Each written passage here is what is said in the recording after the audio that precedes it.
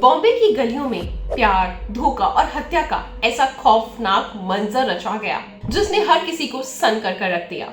Sophia एक बहुत ही खूबसूरत लड़की थी, एक माँ थी, प्यार पाने के लिए सब कुछ दांव पर लगा दिया। और वहीं समीर एक दिल फेंक नौजवान जिसने वादों और मोहब्बत की आड़ में सोफिया को अपने जाल में फंसा लिया। फिर एक ऐसा खतरनाक फैसला जिसने सोफिया की दुनिया उजाड़ दी। आखिर ऐसा क्या हुआ कि प्यार का ये रिश्ता खूनी साजिश में बदल गया। जानिए इस चौंका देने वाली कहानी को जहां मोहब्बत के पीछे छिपा था एक खौफनाक राज। अगर आप पूरी सच्चाई जानना चाहते हैं तो इस वीडियो के आखिर तक बने रहें। हम आपके लिए कुछ ऐसी ही स्टोरीज लाते हैं जो रियल हैं, लेकिन आपके सामने रखने की कोशिश करते हैं ताकि आज के समय में आप सतर्क रहे, सावधान रहे, खुद भी ये कहानियां सुने और अपने घर में जो नौजवान बच्चे हैं उनको जरूर सुनाएं ताकि वो भी आसपास के लोगों से सचेत रह सके। समीर ने विवाहित सोफिया से प्यार केवल उसके शरीर पाने के लिए किया था, जबकि सोफिया उसके साथ जिंदगी बिताने के सपने देख रही थी। कभी किसी के सपने पूरे हुए हैं जो सोफिया के पूरे होते। आग भड़की तो धुआं खिड़कियों और दरवाजों की दराज से बाहर निकलने लगा। पड़ोसियों ने तुरंत इस बात की जानकारी फायर ब्रिगेड और पुलिस कंट्रोल रूम में दी। पुलिस कंट्रोल रूम ने तत्काल इस बात की सूचना बॉम्बे के उपनगर चेंबूर के थाना पुलिस को सूचना दी। उनके अनुसार लल्लू भाई कंपाउंड की इमारत की 5वीं मंजिल के किसी फ्लैट में आग लगी थी। उससे निकलने वाले धुएं से मानव शरीर के जलने की गंध आ रही थी। उस समय ड्यूटी पर सब इंस्पेक्टर माली थे।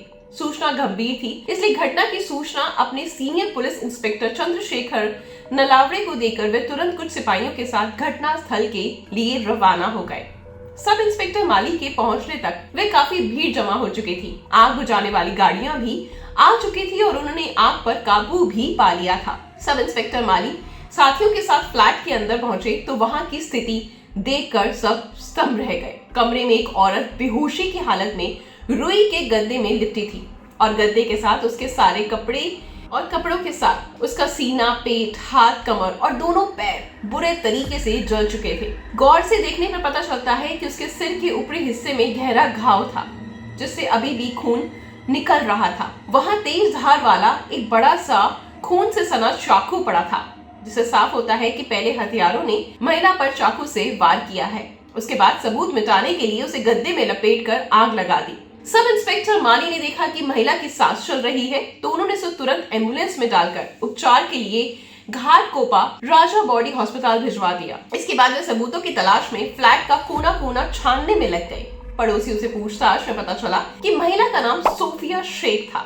वे अपनी बेटी के साथ वहां रहती थी। श्री माली अपने सहायकों के साथ सोफिया के बारे में जानकारी जुटा रहे थे। घटना की सूचना पाकर joint CP Qaiser Khalid, additional CP Lakshmi Gautam, SP Vijay Meru, senior inspector Shankar Singh Rajput, inspector Chandrashekhar Nalawade, Pramod Kadam घटनास्थल पर आ पहुंचे। अधिकारी घटनास्थल का निरीक्षण करके सीनियर इंस्पेक्टर शंकर सिंह राजपूत को आवश्यक दिशा निर्देश देकर चले गए। अधिकारियों के जाने के बाद सीनियर इंस्पेक्टर शंकर सिंह राजपूत ने सहायकों की मदद से चाकू, खून का नमूना, सोफिया का मोबाइल फोन कब्जे में लिया और लाश को पोस्टमार्टम के लिए भिजवा दिया। थाने आकर सीनियर इंस्पेक्टर शंकर सिंह राजपूत हथियारों तक पहुंचने का रास्ता तलाशने लगे। घटनास्थल की स्थिति में साफ हो गया था कि यहाँ लूटपाट का मामला नहीं था, क्योंकि फ्लैट का सारा सामान एज इट इज पड़ा हुआ था। अब सवाल ये था कि सोफिया की हत्या की कोशिश आखिर की क्यों गई। सोफिया स्थिति में नहीं थी कि वे सवालों का जवाब दे पाती।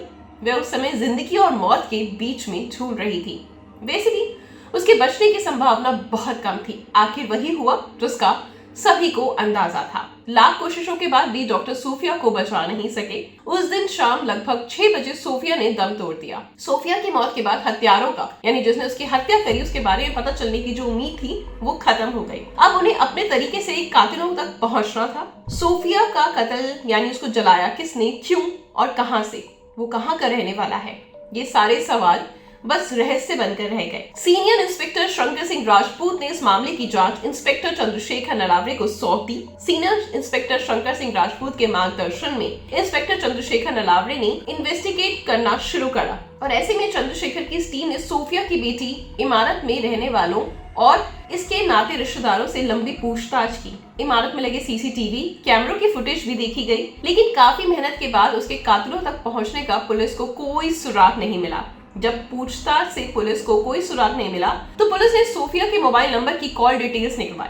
पुलिस की नजरें कॉल डिटेल के उस नंबर पर जम गई जिस दिन सोफिया पर हमला हुआ उससे पहले वो कॉल आया था, वह अंतिम फोन था, 12:03 पर आया था। सोफिया ने उसे रिसीव भी करा। इसका मतलब उस समय वो जीवित थी। इसके बाद से उस फ्लैट में आग लगने की सूचना मिली, पुलिस और फायर ब्रिगेड को दी गई। इसका मतलब फोन करने के बाद 15 मिनट के अंदर हत्यारे अपना काम करके चले गए। इंस्पेक्टर चंद्रशेखर की टीम ने एक बार फिर से इमारत में लगे सीसीटीवी कैमरों की फुटेज निकाली। उस समय की तस्वीरों को गौर से देखा गया, लेकिन कोई भी प्रॉपर तस्वीर पुलिस को दिखाई नहीं दी। इसके बाद पुलिस ने उस नंबर पर फोन किया, लेकिन फोन बंद होने की वजह से अब पुलिस को ये पता करना था कि वह नंबर किसके नाम पर है और कहां वो इंसान रहता है। पुलिस को इस संबंध में तुरंत जानकारी मिल गई। वे किसी जावेद के नाम का नंबर था।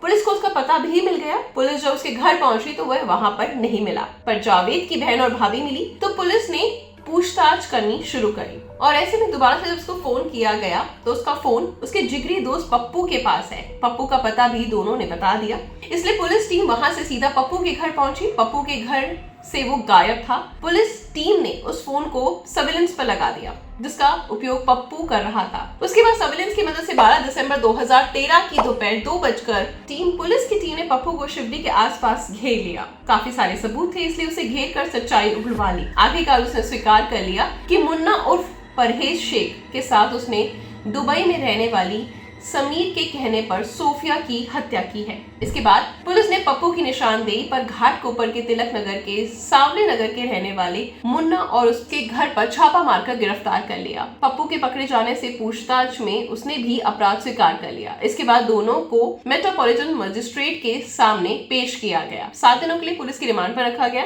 रिमांड के दौरान पूछताछ में दोनों ने बताया कि सोफिया की उन्होंने हत्या करी है। 40 वर्षीय सोफिया शेख अपने 2 बच्चों के साथ चेंबूर मानखुर्द के लल्लू भाई कंपाउंड की बिल्डिंग नंबर 7 नंबर फ्लैट में 5/3 में रहती थी। उसका 13 वर्षीय बेटा रतनगिरी एक बोर्डिंग स्कूल में पढ़ता था और वहीं बोर्डिंग के हॉस्टल में रहता था, जबकि 10 वर्षीय बेटी सोफिया के साथ ही रहती थी। घटना के समय वे स्कूल गई थी। सन 1991 में सोफिया शेख का निकाह चेंबूर के शिवजी नगर के रहने वाले इमरान हाजी व शेख के बड़े भाई के साथ हुआ था। तो मानो उसे दुनिया की सारी खुशियां मिल गई हों। इसकी वजह ये थी कि उसका पति उसे जान से ज्यादा प्यार करता था। उसका दाम्पत्य जीवन बहुत हंसी खुशी से बीत रहा था। दोनों अपनी गृहस्थी जमाने की कोशिश कर रहे थे कि अचानक उनकी गृहस्थी पर किसी की काली नजर पड़ जाती है। अभी सोफिया के हाथों की मेहंदी ठीक से उतरी नहीं थी। जिस पति ने उसका हाथ थामकर जीवन भर साथ निभाने का वादा किया था, वह हाथ ही नहीं बल्कि हमेशा के लिए उसका साथ छोड़कर चला गया। हैवानियत की एक ऐसी आंधी आई जिसमें उसका सुहाग पल भर में उड़ गया।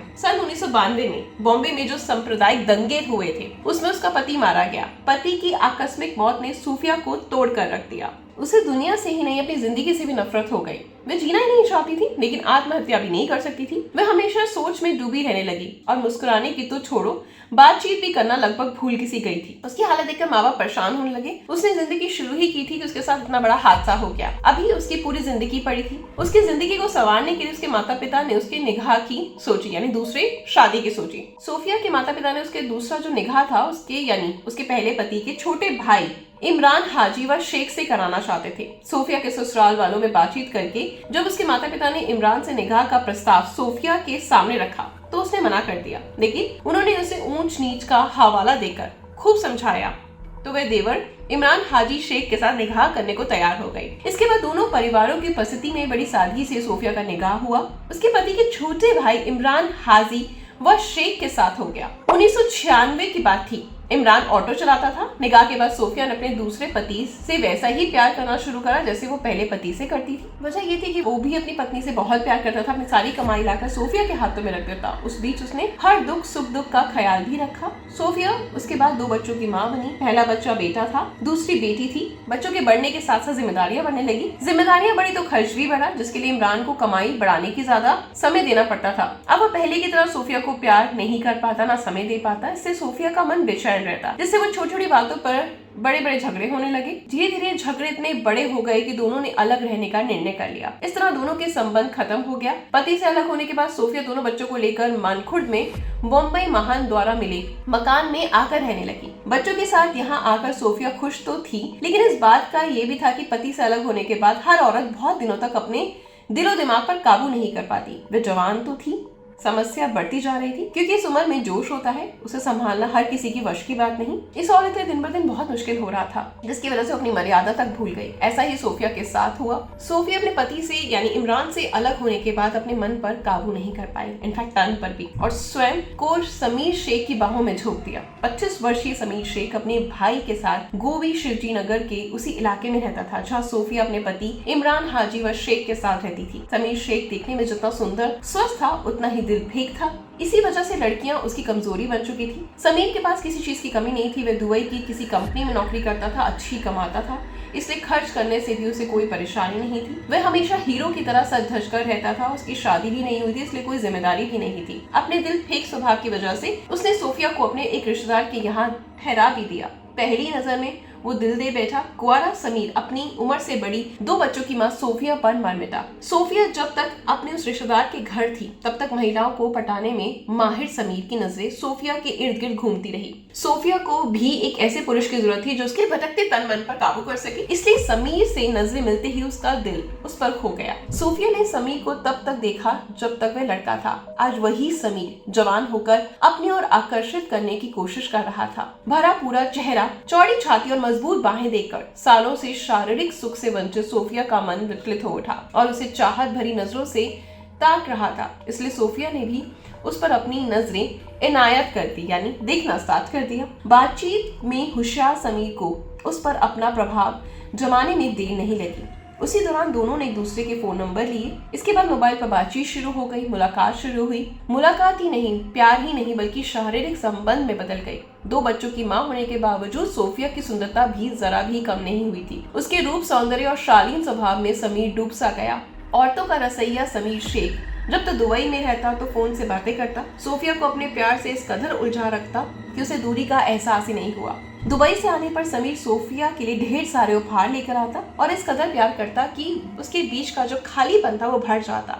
जब तक वह वहाँ रहता, सोफिया को इतना प्यार देता कि वह पूरी दुनिया भूल जाती। समीर के प्यार को पाकर सोफिया एक सुंदर भविष्य के सपने खोज रही थी। उसके मन में उम्मीद जग उठी कि समीर उसके पूरे जीवन भर साथ देगा। इसलिए सोफिया उससे निगाह करने के लिए कहने लगी। जब समीर टाल रहा था, समीर को अपने से दुगनी उम्र की सोफिया के प्यार की जानकारी समीर के घर वालों को हुई तो उससे परेशान उठकर उन्होंने इज्जत के साथ साथ उसके भविष्य की भी चिंता सताने लगी।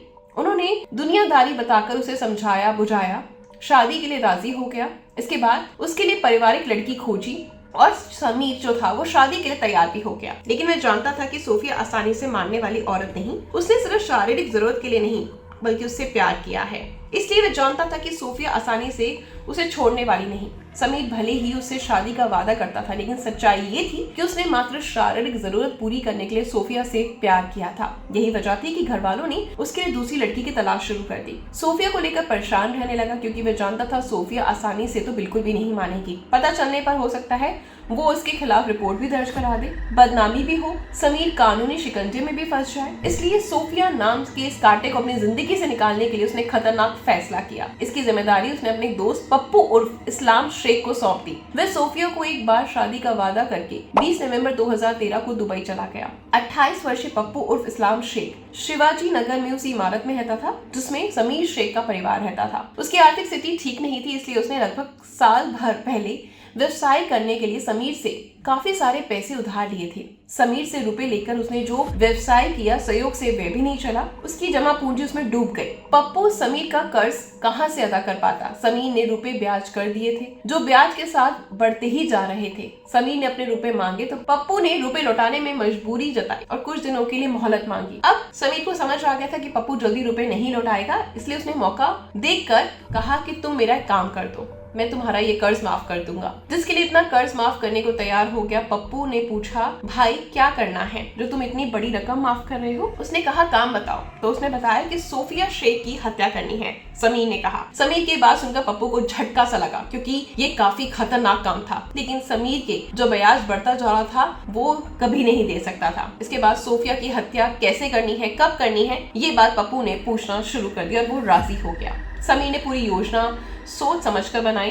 ये काम उसके अकेले का बस का नहीं था। उसने मदद लेने के लिए अपने परिचित 15 वर्षीय मुन्ना उर्फ परवेश शेख का साथ लिया। इसके बाद उसने अपने दोस्त जावेद का मोबाइल फोन लेकर 9 दिसंबर 2013 को मुन्ना के घर पहुंचा। पूरी रात दोनों समीर द्वारा बताई योजना पर विचार करते रहे। अगले दिन 10 दिसंबर 2013 की सुबह पप्पू मुन्ना के साथ बाजार गया और वहां से एक तेज धार वाला बड़ा चाकू खरीदा। ये पता करना था कि सोफिया घर में है या नहीं। इसके लिए उसने सोफिया का फोन किया। उसने फोन रिसीव करा तो पप्पू ने छूटते ही कहा, समीर भाई ने मेरा पासपोर्ट और कुछ जरूरी कागजात तुम्हारे घर पर रखे हैं, उन्हें मैं लेने आ रहा हूँ, आप उन्हें ढूंढ कर रखें। सोफिया कुछ कहती उससे पहले पप्पू ने फोन काट दिया। इसके बाद पप्पू ने ऑटो किया और वो मुन्ना के साथ सोफिया के घर जा पहुंचा। सोफिया ने दरवाजा खोला। पप्पू ने अपने पासपोर्ट और कागजात के बारे में पूछा। उसने कहा, मेरे पास समीर के कोई भी कागजात और पासपोर्ट बिल्कुल भी नहीं है। और ऐसे में उन दोनों की बहस होने लगी। तभी सोफिया ने कहा कि तुम मेरे घर से निकल जाओ। इस बात को लेकर पप्पू सोफिया से बहस करने लगा। तभी पप्पू ने चाकू निकाला और उसके सिर पर पूरी ताकत से वार कर दिया।